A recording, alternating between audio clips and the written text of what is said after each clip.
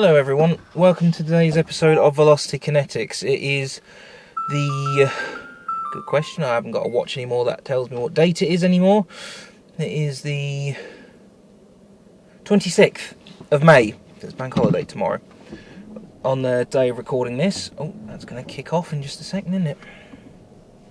As in my tunes, one of my... long-legged Linda, status quo. So, I've quite liked doing these videos. It gives me a time to think and just word vomit if I feel like I need to word vomit. It's about to rain. I'm going to go this way. I want to go that way, but flooding possibly. So, just to talk about a few odds and ends, because I know I've done a various amount of subjects, and I probably have also stuck to a couple of probably very similar subjects within these videos as well. I suppose I'm probably going to be revisiting a lot of similar content today. So, as this is the Swacecast, we're going to talk about my Suzuki Swace. Last week I posted, or last week from the day of recording, should I say. Sorry, I've had a bit of a cold recently, so if I have a coughing fit, I might just cover the mic just to... Actually, if I did cover the mic, wouldn't it? I did have a bit of a cold, so I haven't quite shaken it all just yet.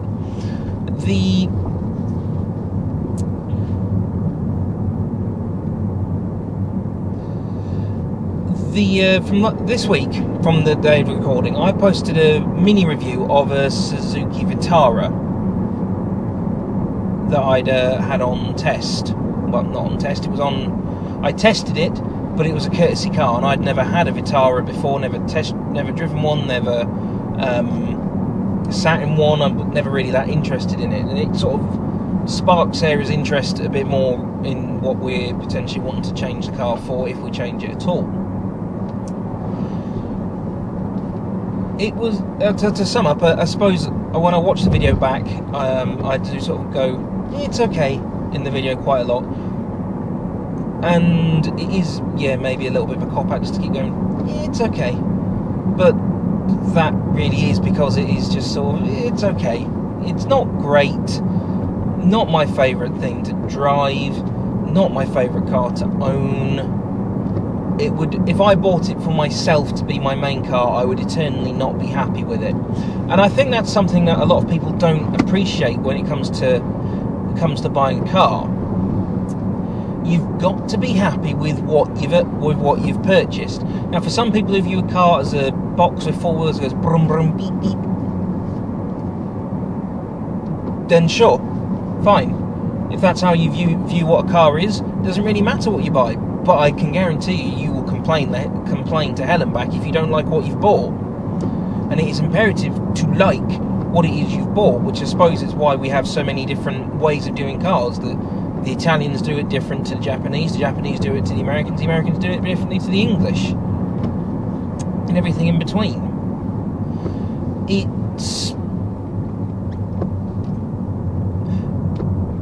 It wouldn't, if I bought a Vitara, I would never be happy with it. What I have said to Sarah, and she agrees, is the next time I replace my car, is I have to keep it, and I've completely agreed, unless it makes more financial sense to get rid of it during its term, as in to replace with something new or what have you, or if something unforeseen happens that, you have to replace it. We've both agreed that I must keep the car for whatever length at the minimum of the finance, or more likely I've got to keep it until it goes bang or is just not financially viable anymore. So whatever I buy, it will be at least a 5-year car.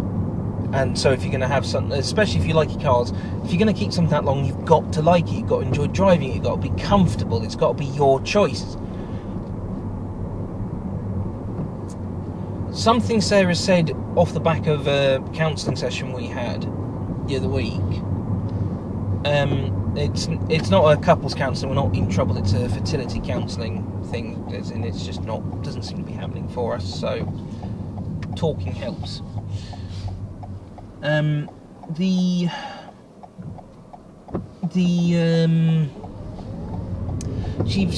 She said that I sometimes have a tendency to either dither on a decision, like not a little dither, as in a very major, very long dithering and dathering and dilly-dallying on a decision, or I make a very sharp, snap decision.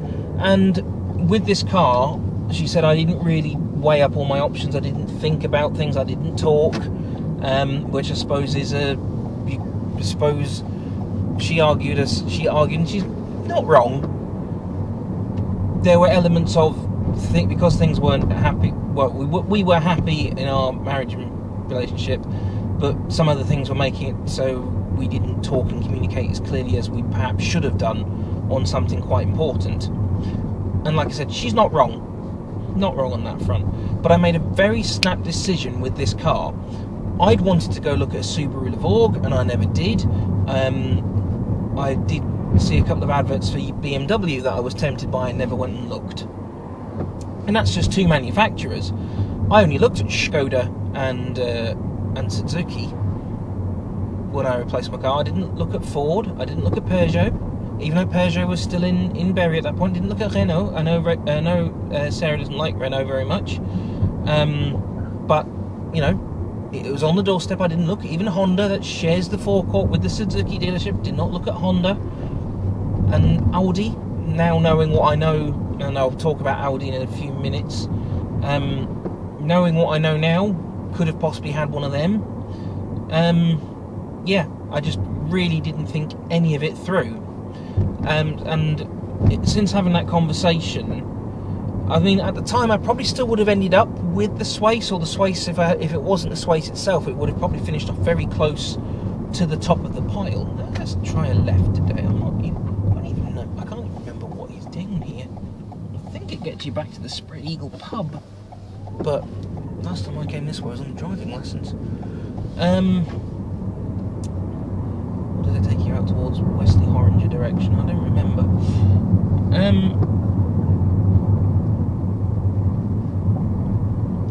Yeah, looks like the BP by the Spread Eagle, by the Spready.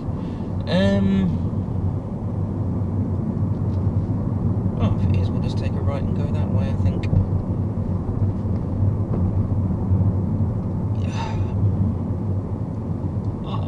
I don't know. I don't know where I'm going. I just don't know how to. Oh yeah, it is. Yeah, definitely. But Sarah's not wrong. The Swace probably wouldn't. If it had been, if I had been thinking, I possibly wouldn't have bought the Swace. And one thing I have learned and have been doing since I started looking at cars again, which is now not going to do unless someone approaches me, until next year that is one thing I never did in that Swace is I never got in the back with the seat in my position. Had I got in it, I probably wouldn't have bought it, because there's not an awful lot of legroom. It's very tight, probably to fit the battery pack. Or at the very least, the Toyota might just be very badly designed in the back, and it's just not the most friendly of back ends. Who knows?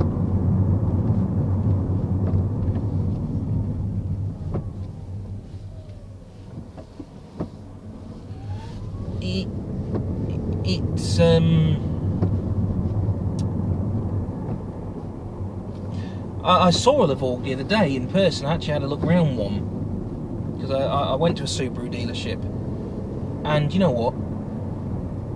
I didn't get a chance to sit in it, but looking around it and seeing what toys that model had, because apparently that I was told, I don't remember what they came with at the time, so if I've been misfed information, and I apologise if I'm parroting back wrong information, but it pretty much came as it was. It's not very many choices for extra options. The one there that was at the Subaru dealership was the one that sold the most. So, of course, it had loads of toys on it. And it looked like it had a better better driver's seat, better rear leg room, better boot. It just looked, in all honesty, for the same price as what I pay for this, it just looked like a hell of a lot better car. So I suppose it's also, this trip down car looking and our discussions about not thinking things through, making a snap decision, is making me reminisce and have some form of late onset buyer's remorse, which I suppose I do have with it. So Sarah and I have been very clear to each other since that conversation about what we want from the main car going forwards, because she's also got to like driving it. She's got to be something she's got to like. And this is where there's a little bit of a discord. She likes SUVs, I don't. She's not a big fan of saloons, I am. The estate is sort of where we sort of meet in the middle on. However, she also prefers the bigger sort of 7-seat sort of cars, because that's what she was brought up with. I prefer saloons and estates because that's what I was brought up with. If I was brought up with hatchbacks and super minis, I probably would love a hatchback and a super mini. And my parents did have hatchbacks, but I was too little. I was too little and don't remember. I've seen the pictures of me messing around with them, like I think Ford Escort they had in the Orion was classed as a hatchback. And obviously one of these, and then my dad's 460 was classed as a hatchback. I do remember that 460. It was quite a nice Volvo. Although apparently he made a mistake and he should have gone for the 440, which he then had 2 of. I don't. That's bizarre. That sounds really odd. So I don't apologise if you can hear any background noise on here. My air conditioning seems to sound weird at the moment, and I'm hoping there's nothing going wrong with it, because if there is, I am fucked. Well, the car is still under warranty, so if it is going wrong, then that's Suzuki's problem to solve, and it wouldn't be the first Suzuki I've had with a problem with the air conditioning.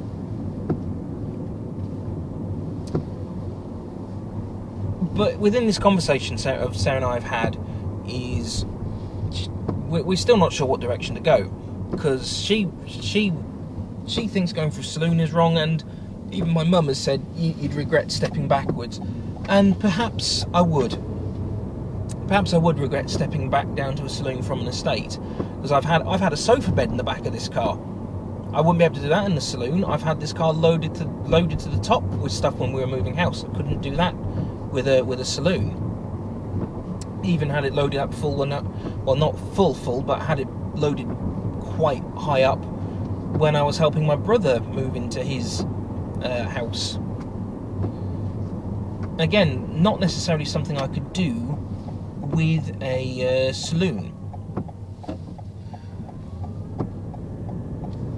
Sarah likes the really big 7-seat cars, so she thinks we should have a 7-seater, so then it means we can go on holiday with her family, although we don't go on holiday with her family very often. But the point's not invalid, what she's saying.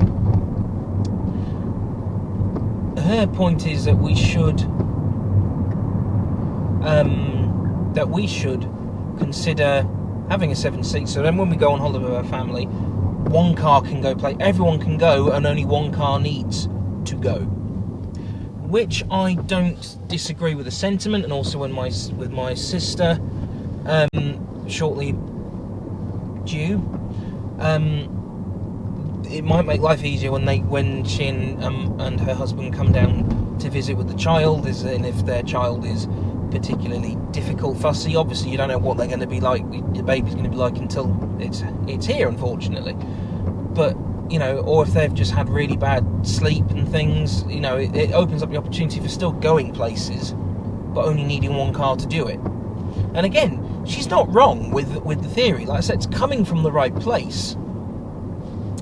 But I honestly don't know. Using my sister as the example, I honestly don't know how often I'm going to see my sister. Not as in I don't want to see my sister, because I don't. With what me and my sister and my brother have said as well. Although me and my sister more, because she and my sister have both, when we both got married to our respective partners, we both said in private conversation to ourselves, yes, we do want children. We've all said that the part of the family that is the white side of the family, they weren't estranged as such, but we're not very close.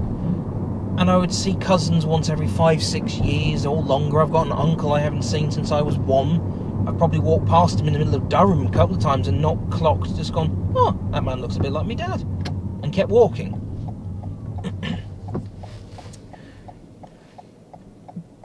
But buying a 7-seat car for a scenario that may not happen very often, may only happen two or three times a year, is one hell of a car. And especially if you consider it's just me and Sarah.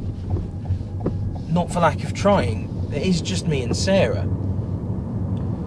Now, the guy at Skoda, Connor, I can't remember his surname, really nice guy.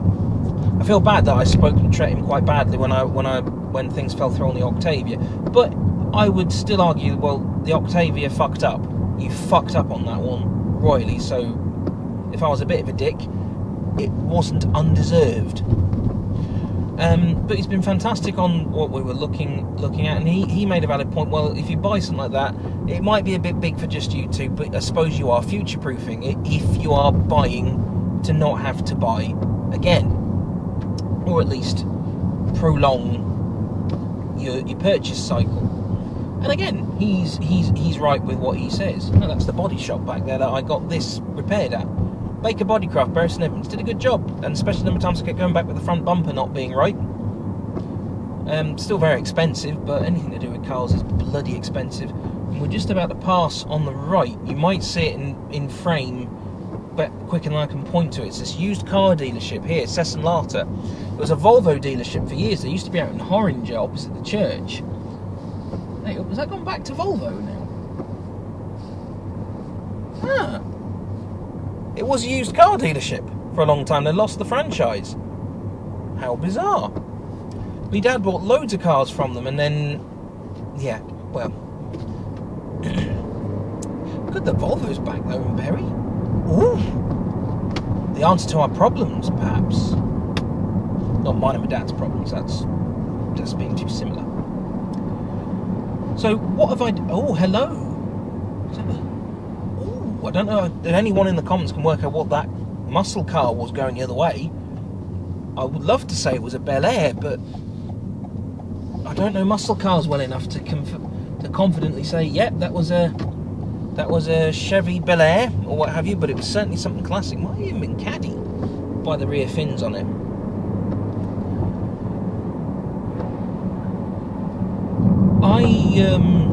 I have quite a strong, as we've covered multiple times, I have a strong disliking for anything SUV or anything of that nature. Apart from the Land Rover Discovery Sport, having sat in one, loved it. Would have one if they weren't so bloody expensive. So, after we had the Vitara, took Sarah out for a drive in it, she really liked it. Vitara would be, if I kept the Swace, Vitara would be very happily car number 2, without too much problem.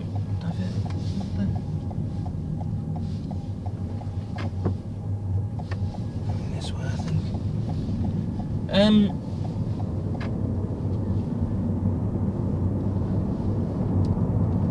But I wouldn't want one as the main car. Boot's too small, a bit too hard. If I needed to sit in the back for anything, it's too hard to get my size 10 and a half shoes in. Even if I was a lot thinner, that's a lot of me to get. That's a lot of foot to get in the footwell in my driving position. So if someone was driving that was taller, or well, I mean, if I was ever in the back, it probably because Sarah's driving. But ayo, I don't know what to think.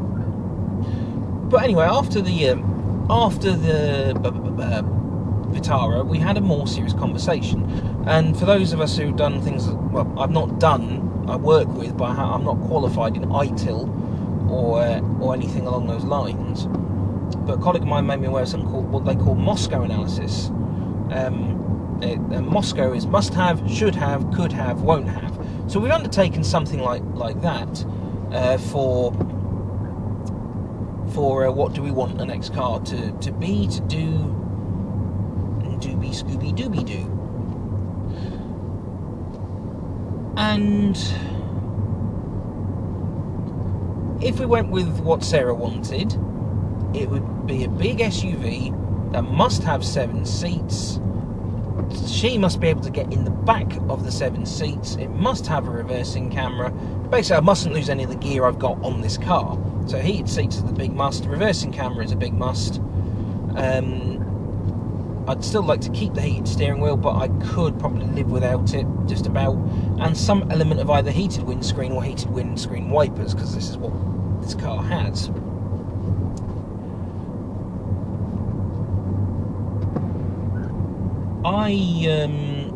If we're going SUV, I have stipulated, if we're going SUV, I have stipulated that we must have all-wheel drive, because I am not having an SUV that doesn't have all-wheel drive on it. Now, some of you might say, well, it's going to have road tyres on, so the point's moot.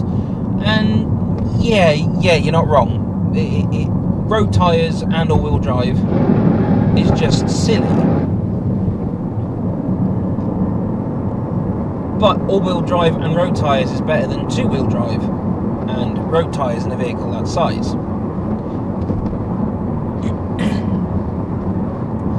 So when you're looking at the 7-seat element of it, you're really primarily down to the Skoda Kodiaq and the Peugeot 5008.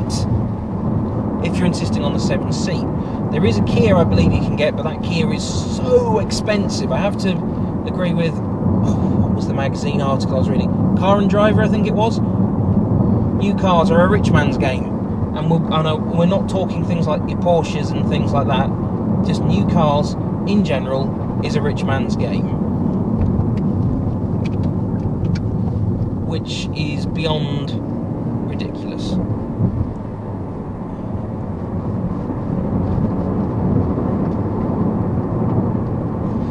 So we went to Skoda, had a look, confirmed that I could get what I wanted, and the reversing camera Skoda can add on. It's about £850 now to add it onto a Kodiaq, but that is a genuine Skoda part. It's not some OEM matching part, it actually is OEM from the start.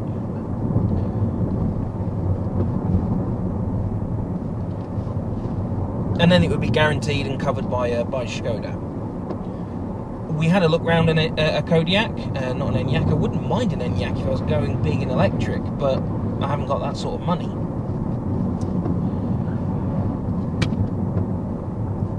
The Kodiaq would have to be used because I can't, as I just mentioned, new cars are a rich man's game, so I couldn't buy new. The Kodiaq's just far too rich for my budget. Far too rich. Oh, I think it was my aunt. I wonder what they're doing this far out. She lives over Risby direction. Oh well. So we had a look at the Kodiaq. Quite liked it. Guy said, have a think, and then and it was Connor we spoke to. He said, have a think, come back and contact me if you want to have a test drive. So I went away and had a think. The boot was very big, the seats were very comfortable. The ones I was looking at didn't have paddles on, but it was a sequential automatic. So you had RNDP, sorry, not, well, they're just the letters, not in that order. It was PRND and then S plus S minus for sequential. So it did mean behind the steering wheel there was a lot of nothing, and that was very odd to get used to, very hard to get used to, or at least in test drive, when I was test driving, it was very hard to get used to. But because it's all Skoda Superb running parts, that was a loud bang. Because it's all Skoda Superb running parts, it's actually quite cheap to run and quite cheap to repair, and seems to dodge the luxury car tax. After we spoke to Connor, we thanked him, and because we were out and about, it was when the cats were in the cattery, it was before I went up to the lakes for my friend, to be best man at my friend's wedding. we then went round to where Peugeot used to be to have a look at what was used on their forecourt. And they had a 5008 sat there. Unfortunately, the guy there, he's lost my business without me even attempting to buy a car from him. He parroted everything back. I asked him, so does this car have? Is this a 7-seat model? Yes, this is a 7-seat model. Okay, has it got all-wheel drive? It has all-wheel drive. So when will it need a hull deck service? It will need a hull deck service at some point. Does it need one? It will need to have one at some point. Okay, so has it had one? Does it need one? You get the drift. The Peugeot interior was a lot better plastics and things, because I've taken to doing... I remember seeing Clarkson, etc. do it on old Top Gear. Not the old original Top Gear, but when Top Gear used to be good. And sometimes in some cars they would just do the fingernails on the dash and things to hear the sound of plastics and the like, which I think is actually quite a good. I've started to do it.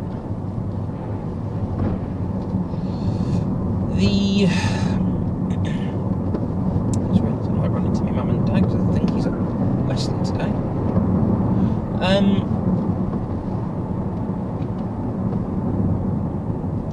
The plastics in the Peugeot were far better. The seat was a tiny bit more comfortable than the Skoda. I couldn't get used to it in the time we were looking around the vehicle, which would suggest to me I would struggle, or rather it would take a long time to get used to it. The steering wheel's been redesigned so you look through it, not over it, under it, and so on, to see your dials and things. Which, yeah, good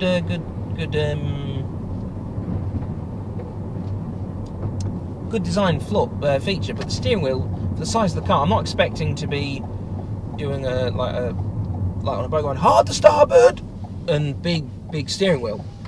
But the steering wheel was off-puttingly small for the size of vehicle. Makes it sound like you got them. So there's some sort of Freudian analysis in there. Oh, good lord. Ultimately, the rear seats in the Peugeot had a slightly better boot when everything was flat. The Kodiaq had a better boot when the seats were up. The rear seats were slightly better in the Kodiaq, but the Peugeot was easier for Sarah to get in and out of. But ultimately, apparently because the 5008s are very rare, over here at least, the 5008s are quite uncommon. It can be hard to get them, as in they're in high demand, so the prices are high, but also sometimes some of the parts are harder to get hold of, apparently. Well, thank you for your time. Compared to the Skoda, where Connor said they've got a lot of Kodiaqs in stock. Ow. That sounded expensive. They've got a lot of Kodiaqs in stock. Lots of them keep coming in and out of stock. You know, they're easy to get hold of. There's not generally much of a wait for them. And with it being Skoda, the parts are quite common because it's all VW Audi parts underneath, and Superb parts. Skoda Superb sells quite well, which was good to know. So after Peugeot, I said to Sarah, well, look, how about we compare it against some that I like, and I liked the look of that A4.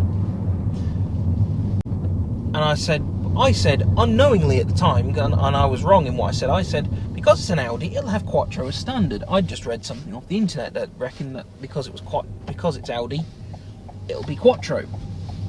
Couldn't be more wrong. So that's what we did. We went up to Audi right after we'd been to Peugeot. Now the Q7, we started looking at a Q7. I said, look, well, perhaps we look at a more premium thing, just to see if we either want a smaller premium vehicle or do we want the big, cheaper vehicle. In the Q7, if we needed a 7-seater and I had the money, the Q7 is just amazing. In terms of the layout, how you get into the back, how much more comfortable it is. The flat floor is a bit of an odd one to get used to, in my opinion. but that is just my humble opinion.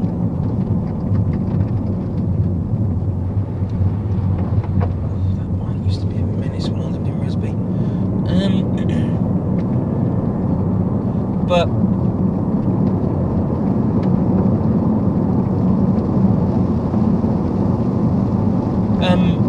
the Q7 was fantastic. I mean, the guy was came from Audi, came out and started talking to us. The A4 that I mentioned in all those videos is now gone, but at the time it was still there. I think it only sold 2 days ago for about £3,000 less than when I looked at it. So I said, well, look, I like the A4. She wants something like that. So what can we do? So he started talking to us about the Q5. I actually kind of like the Q5, having been in one.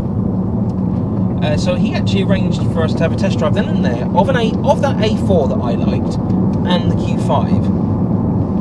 The A4, lovely car, easy to drive. I'll tell you one thing what it did make me realise, it was an automatic with a paddle override.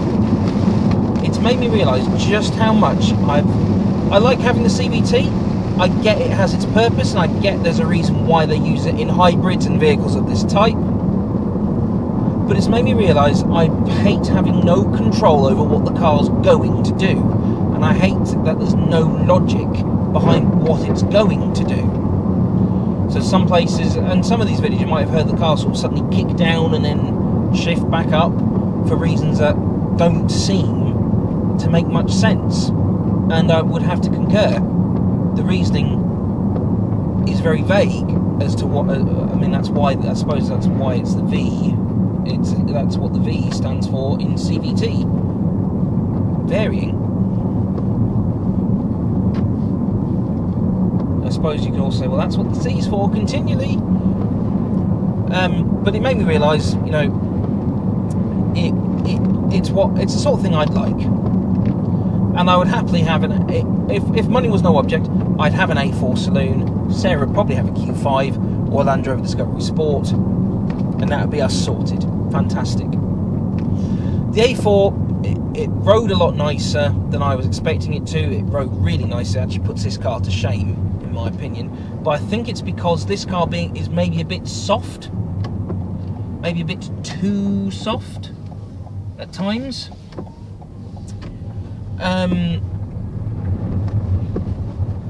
It may be a little bit too soft. It was just firmer, tauter ride, and the steering was a bit more with it. The steering was a lot more with it. It made me have some confidence. The engine was beautiful to drive. It made Sarah and I realise, to be honest, is some of it we just want something a bit more premium. Not to knock Toyota, Suzuki, etc. But are we just at that time in our life where we would like to have a nicer car, just in general? That wouldn't matter if there were kids or not. Is it just that point in life where it's like, no, I want a nice car, even if it's just that one car. I want a nice one, not just a functional one. And I can't disagree with that logic, if that is what people are, if that's what we were thinking. Really couldn't disagree with the logic.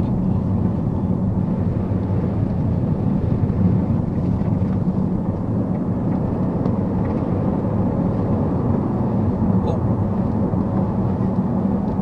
just driving down the road near my aunt's house, and holy crap, these roads are bad.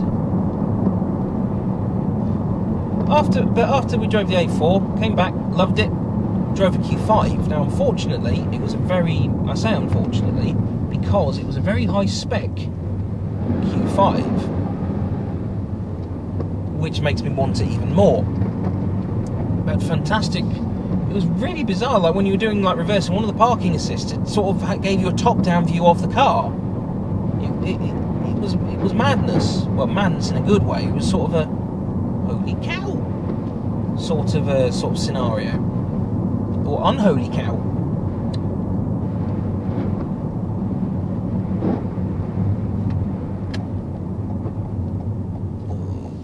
Splash.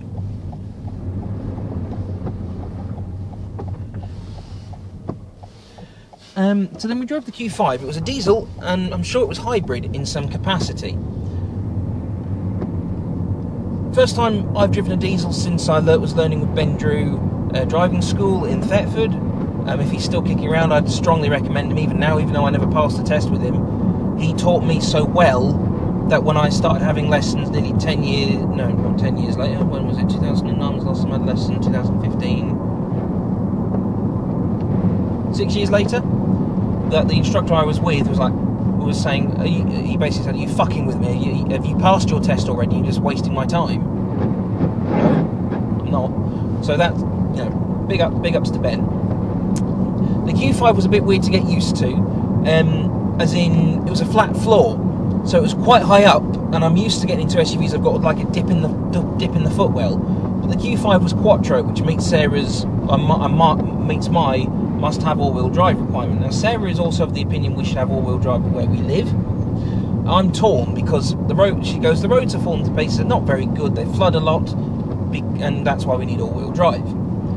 My argument is also, though, they're like that because lots of people have all-wheel drive and big SUV things that, my view is I'd be being a hypocrite. I'd be contributing to the problem rather than attempting to resolve it.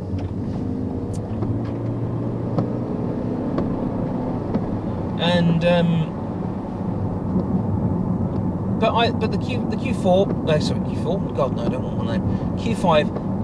It was a lovely car, and I would like one. I think the problem for me at the moment is if I was to go buy one, it'd have to be used, and I'd be buying something as old as this with more miles on. So why not just keep something I know, and I know how I've looked after it.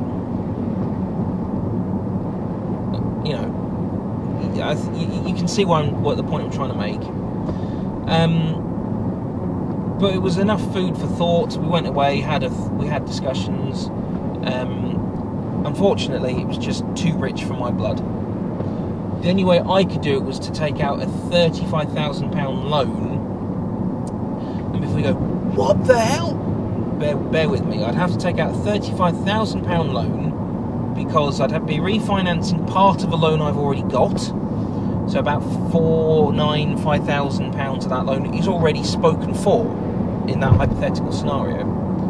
It's already spoken for, oh, don't you dare. What's the menace coming out there?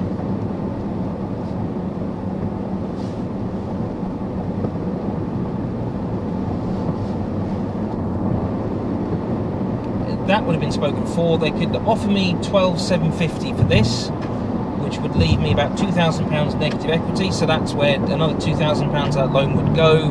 Then the rest would be basically buying the car on the loan, and it would be done over 7 years because it would be a debt consolidation loan. If there's any money left over, somebody would have gone to tidy up one of my credit cards. Hence the whole I'd have to keep the car for as long as I've got the loan for.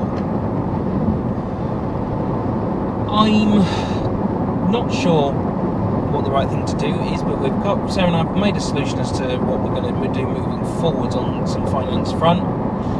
I then arranged a test drive of the Skoda Kodiaq because Audi called me a week later, and I said I'm really conflicted. I'm doing too many. I'm not sure. I need to really do the numbers. I'm riding the line quite thinly, and that wasn't a lie.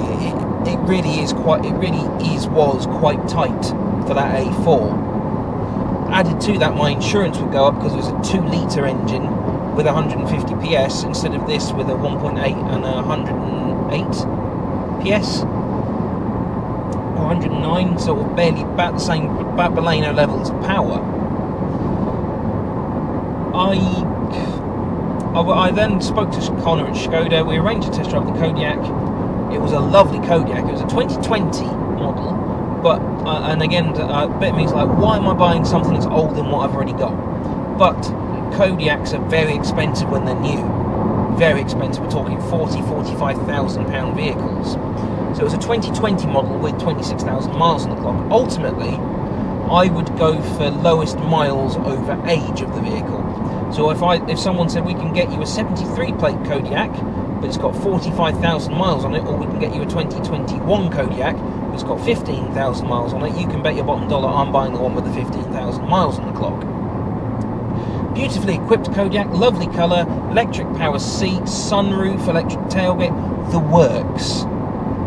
I found myself very difficult. I found myself having a very hard time warming up to it.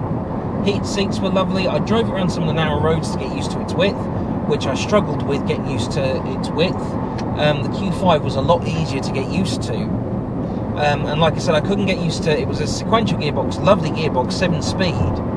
But I couldn't get used to... I'd get used to it eventually. It just felt weird having so much space back here, where paddles would probably be fitted in nowadays. They could fit Connor confirmed they could fit the reversing cab for 850. So the vehicle was 27,490 plus 850. And because I've got a private plate in reserve, both him and actually Audi also said this too. They'd help me get the plate on the car. So Connor said he'd help me with the V5 paperwork. The guy at Audi had off said they'd make me up some plates. So if I bought the car and they knew I was putting the other plate on it, they'd give me a set ready to put on myself. So very supportive, from both dealerships, really. I had an email from Connor a couple of days ago. He asked, what do I think? And because in the dealership I said, look, the point for me, the bit I'm wrestling with, it's a type of vehicle I don't like very much. I feel very hypocritical with it. But also, yes, you're not wrong, it is future-proofing, and to a point, Sarah and I haven't got an awful lot of time on the fertility/adoption front, as in based on what I've heard people saying referral times are for things. It's just madness. I don't know. I would be happier with the Kodiaq. I'd be happiest with the Q5, and if I had a blank check to go buy a Land Rover Discovery Sport or a Q5, I'd probably err at the very last second and go and buy the Q5. I like the car that much. And I will say, having driven a lot more SUVs recently, I like more of the vehicles that I've seen and tried. I'm not getting through on this lot of lights. Not getting through at all. I like what I've driven, but I still do not get the point. I still do not understand the vehicle. But like I said, I do kind of like the ones I've driven. And I went to my old branch yesterday, catching up with a couple of colleagues, spoke to one of my colleagues who's got a Q5, and she showed me that servicing costs are actually quite reasonable. So it's really good, I think. We also looked at Subaru. I went to look at. I'm aware of the Forester, the Outback, and the Crosstrek, and we were like, well, why don't we have a look? Because we nearly bought a Subaru years ago, and I probably should have, instead of buying the Baleno, I should have used my financial brain, done a personal loan. I should have bought a Subaru Impreza, and I probably would still have it now. Or at least I would be at least one car less in my trade-in history. This is my 4th car, and having passed my test in September 2015, that's quite a lot of cars in a very short space of time, but nothing like Auto Alex in terms of wheeling and dealing and saying this is my favourite, that's my favourite, I like that, I like that, I like that. Where am I going to park? Oh, it's parked back here, I think. There we go. I've got legs, in the words of ZZ Top, although I'm not she, because ZZ Top, she's got legs and she knows how to use them.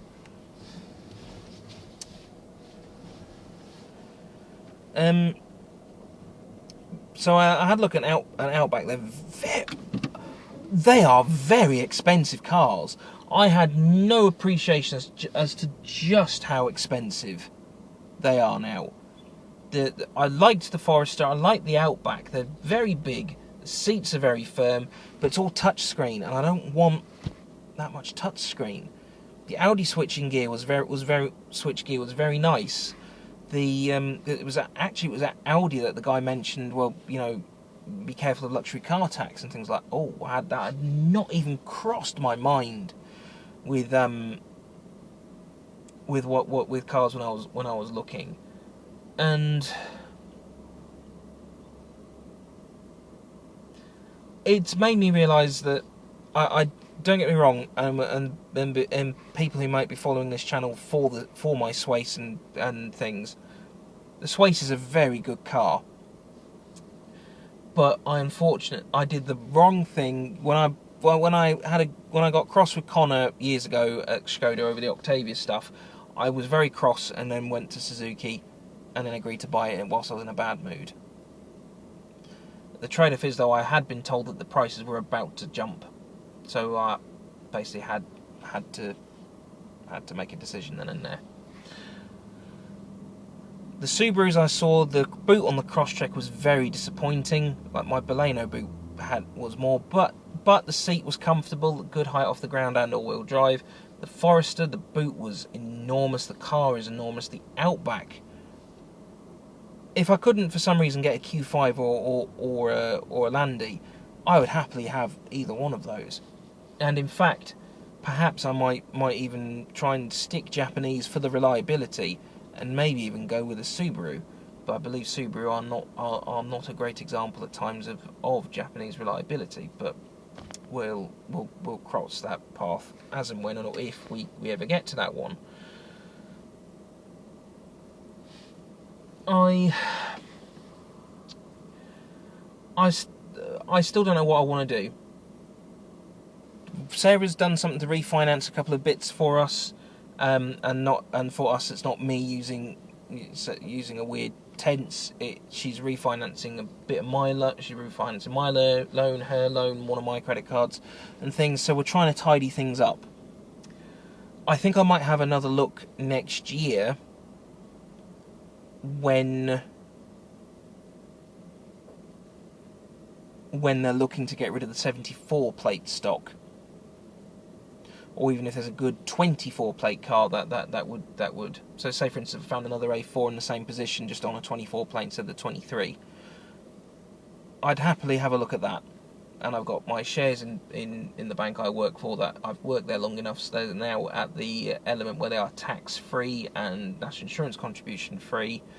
So if I start selling them, I can start to build up a bit of a deposit for a car. And we're currently performing quite well, or rather our parent bank, which the shares are in, are performing quite well. So it's a catch-22. When do you pull it out? As to what we'll do, I don't know. But like I said, it's made me realise I do love my Swace, but perhaps it was not the right time for me. It wasn't the right thing to buy at the time. It wasn't didn't buy it in the right mood. Didn't think it all through. Perhaps that's what all this recent car buying has made me, or car potentially buying has made me realise. I didn't think it all through. Had I asked myself all these questions and still landed on the Swace, then I probably would just be looking for another Swace. And naively, a few months ago, that's what I was potentially just looking at doing. But I hadn't... So let's make sure the camera's still recording. But I hadn't I hadn't thought it through. No ifs, no buts, no coconuts. I hadn't thought it through. Because if I had been able to afford a newer Swace at that point, I would be in the same situation I'm in now, just with a Swace with a bit more power. Although that might mask the problems long enough for me to just crack on and not think too much about it until the finance has been paid off. I have no idea what I want. Because I like the idea of the Audi and things like that, but I might be able to afford to go Swedish. I would in all this, and seeing that Cessna Lata in Bury St is now back to Volvo, I still would love a Volvo. But I think if I have to commit something to pen and paper now, I think this is my last Suzuki, at least for a while. I think we'll have a big main car, so a 4Q5 Kodiaq sort of style vehicles, and then we'll probably have a Ford Focus as car number 2 when money permits us to run a second vehicle. But there we are. Right, I'm in Sainsbury's car park now, as you can probably tell potentially by any vehicles that you might have seen on the way by that have got Sainsbury's on them. Need to buy myself some lunch, even though it is only 10 o'clock in the morning. I just don't want to go out today. I just want to get it all done early. Plus, getting these edited takes time because I render straight off the memory card rather than copy paste, because that leads to a lot of files to then delete. And my cats will want to be in and out. If the weather gets good, I might start sanding something. Yeah.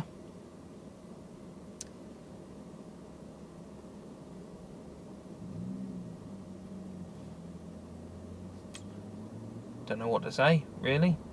Apart from cars are too bloody expensive. They better start coming down in price, otherwise all these big profits that the companies are used to just aren't going to happen. They probably need to take a year or two of slightly lower profits by reducing the costs to then go back to having similar levels of profit, but there we are.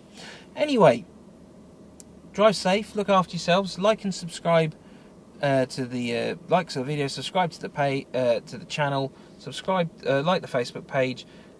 If you like what we're doing and want to help out, such as buying a better microphone because this bit keeps coming off, then donate to paypal.me/velocitykinetics.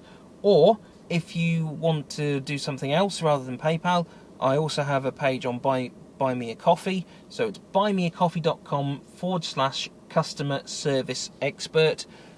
Before you go, what the hell, why is it not Velocity Kinetics? Because there's a blog I sometimes write just to vent things when customers and things have gotten on my nerves, called Customer Service Expert, and it seems to have had quite a few likes, not anything close to income generating, but you know, certainly worth it.